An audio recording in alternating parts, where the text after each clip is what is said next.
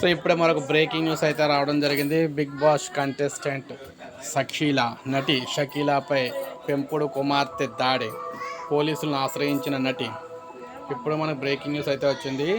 నటి షకీలాకు చేదు అనుభవం ఎదురైంది. పెంపుడు కుమార్తె శీతల్ ఆమెపై దాడి చేసింది. ఈ మేరకు షకీలా పోలీసులకు ఫిర్యాదు చేసింది. కుటుంబ వ్యవహారాల విషయంలో మనస్పర్ధలు తలెత్తడంతో శీతల్ నిన్న ఉదయం ఇంటి నుంచి వెళ్ళిపోయింది. చర్చించుకునేందుకు రమ్మని పిలిస్తే తన తల్లిని వెంట పెట్టుకొని వచ్చిందని నచ్చ చెప్పడానికి ప్రయత్నిస్తున్నప్పటికీ ఆగ్రహంతో దాడికి పాల్పడిందని షకీలా ఫిర్యాదులో పేర్కొంది.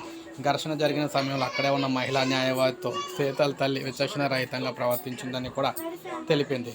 మరోవైపు అదే